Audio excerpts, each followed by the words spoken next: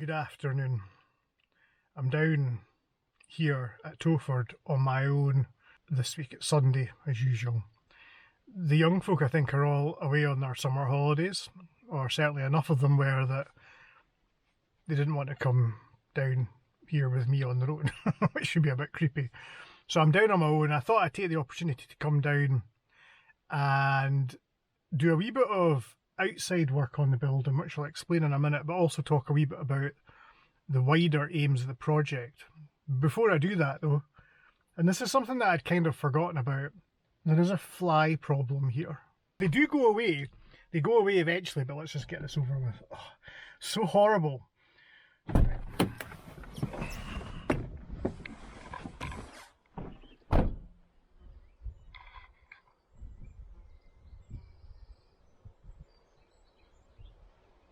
It's actually not too bad. There was loads of them there to begin with.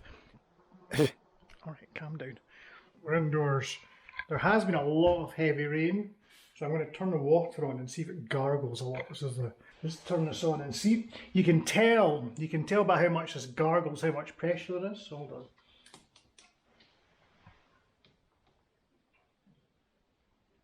I'm going to say not a lot.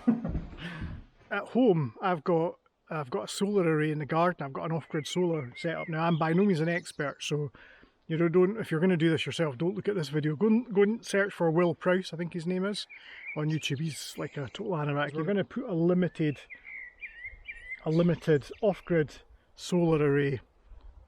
There are a couple of limitations here. The building is east facing, so north is that way, east is that way, south.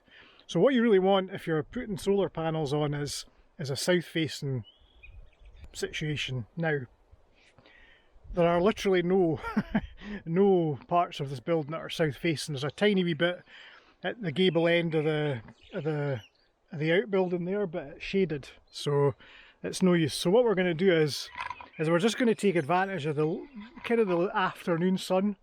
It's not going to be perfect, and we're going to put, and because it's easier and I don't want to go on the roof, we're just going to put the panels up here. We're going to prop them against the wall there and weight them down so they don't blow away. And then we'll put the battery, the charge controller and the inverter down in probably in the shower area maybe. So before I start clambering around on ladders and stuff, what we have here are the main parts of what you need for an off-grid solar setup. Low powered, not massive in terms of what you can run off it, but here it is. So you've got your panels. When you're considering panels, there's lots to consider, too much to go into here, but in terms of a circuit, they kind of act as batteries. So even as they're sitting there just now, although there's nothing plugged in, they'll be working. So the voltage coming out of these panels, I think is about 30 volts, and depending if you have them wired up in series or parallel, obviously your voltage will change. Speaking of which, your voltage needs to be turned into something useful, so what you've got in the middle there, that wee blue box, is a charge controller, and that takes the voltage from the panels and steps it down to 12 volts, or actually it's a bit more than that, and that charges the battery, which is here. This is the old battery out of my van. I replaced my van battery, that battery, with a lithium battery, so that's a bit of an upgrade. So we're going to use this battery. It's a bit old, but I think it's okay. And then off that battery, there's an inverter there. That's an 1100 watt inverter. That's the black thing there. I'll get some close-ups in a minute. That's a modified sine wave inverter, so there are some things that you can't plug into that, like a fridge. I broke my fridge in the house, not that inverter, but I had a fridge in the house and an off-grid array, and I had a modified sine wave inverter. You'll need to Google to get exactly why it doesn't work, but basically a modified sine wave inverter does not deliver a clean sine wave. It's squared off, and there are certain types of household items that it doesn't get along with, and one of those things is a fridge. I think because there's an induction motor in there and it buggers it. Sorry, that's bad language. It breaks it. It just breaks. It's not good.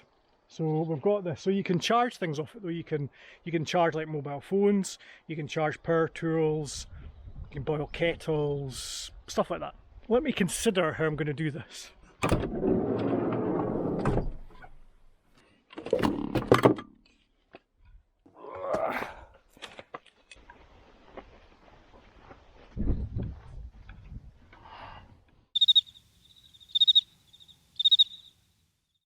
That's the panels on that roof.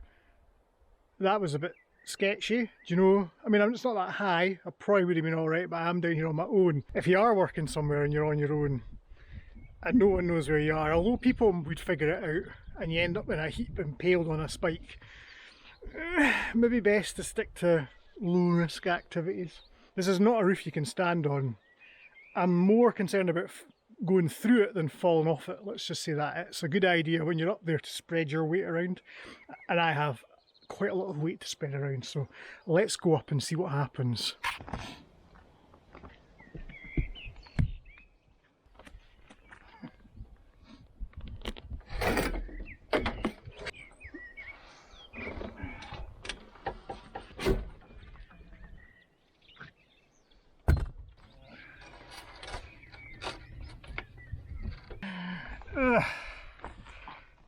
What I need to do, because I've forgotten, and maybe you could put something in the comments below if you know, is they just behave like batteries. So batteries in parallel, what does that do to the voltage? Batteries in series, what does that do to the voltage? Now, it either doubles the voltage and leaves the current the same, or it doubles the current and leaves the voltage the same, and I can't remember which way around it is. So I'm going to go and get a meter, I'm just going to measure it. So they're connected in series just now. These are 37 volt panels, so that's the absolute max will produce is 37 volts. So I can't, if I double them up, that's probably going to overload the charge control that I've got. I need to turn these round. The cables are over there, and they need to be over here so they can go in the door. So, what a pain. Right, okay, got my meter though. Right, let's do this without falling off or through. I'm going to leave this recording just in case, because it'd be good for the hits. I think the safest place is like on a solar panel. Right, okay, they need to be in parallel. So these are in series, 77 volts, so they're adding the voltage.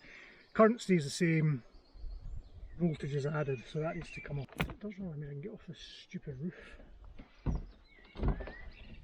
So much of everything that is to do with solar is really expensive. The plugs that we're using are sort of weatherproof solar plugs. They're just kind of the plugs, they lock in and they're waterproof. Unfortunately, they're a wee bit on the expensive side.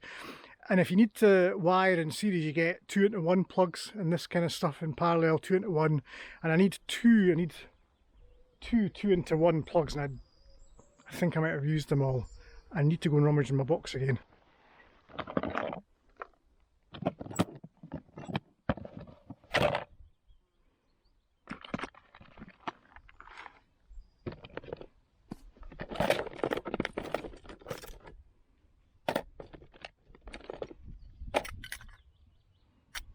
The flies are back. Basically what we've got is 2 negatives and 2 positives into the same jack. So, and that's what that is, if you can see that.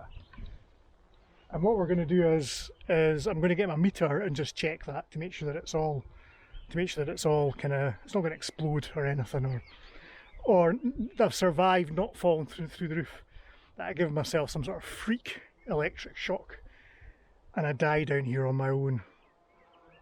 If that happens, right, and I feel that might happen, I'm going to crawl over to the hole we dug last week and put myself in it as a kind of cruel final practical joke. This might not make it into the final edit. I'll maybe delete that.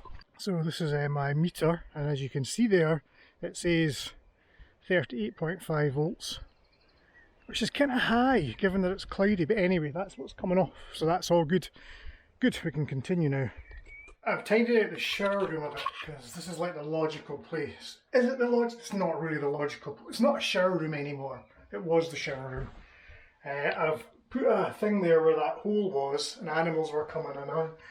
And basically I've got cables running in here. We'll leave that door open. We can leave it open now that we've blocked that. We've got cables running in. I've tested these for positive and negative.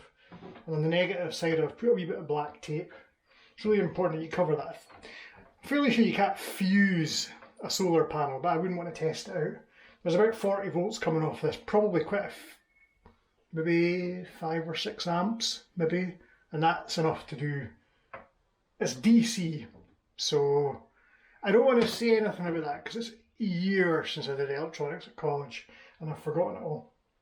So I'm going to do more jiggery pokery that's not interesting. I'm not going to record it. I couldn't resist. I'm on my way up to the water tank just to see how much it's filled up. There's been, I think, quite a lot of rain. There's not an awful lot of pressure coming out the tap. Taps is the issue. Thomas's path ends just here, but it's grown back already. So, and the flies, oh the flies. We're here, let's get this off quickly.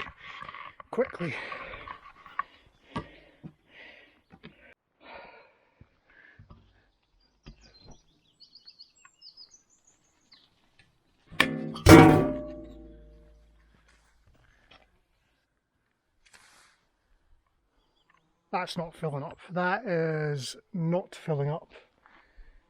We will need to do some... I don't know what to say about that because I don't know enough about it. We will need to, but it's not filling up. That much we do know.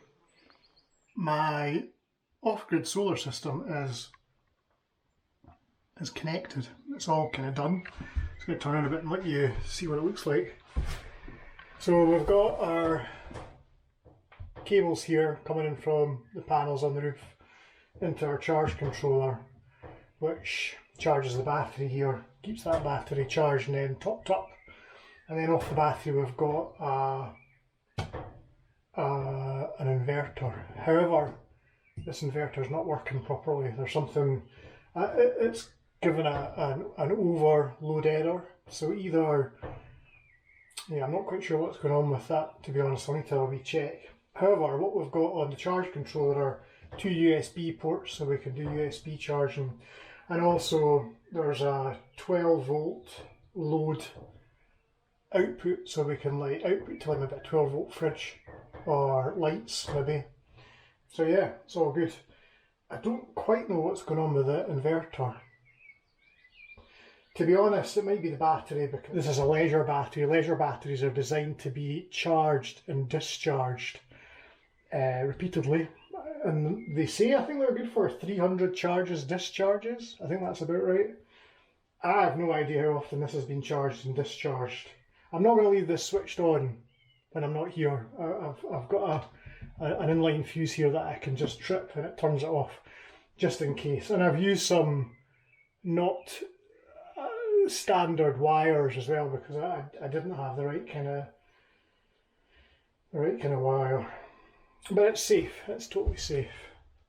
I think I'm done. I think I'm not going to get involved in strimming and mowing at this stage. It's almost 5 o'clock. Just to remind you, we've got a website, Gosford Bay Outdoors .SCIO, and there's a CAF donate link there. If you can, anything that you can give to the project, it is worthwhile. I was going to yak on about how worthy it is, and how, even although the young people that come down are quite sort of comfortable in their backgrounds, to my knowledge anyway, what we're trying to do is provide a resource that can be used by young people from all backgrounds, but I won't bore you with that this time round. We're here for a week in August. We're going to come down for a week and actually camp for a week. I haven't camped for a week for quite some time, and between you and me, I'm dreading it. I am dreading it. We won't be in hike tents. We'll be in tents that we can stand up in, so hopefully we'll get some work done, and we're going to do things in the area as well. We're not going to be on site all the time, so we'll go out for walks, and we might take mountain bikes down and do that as well.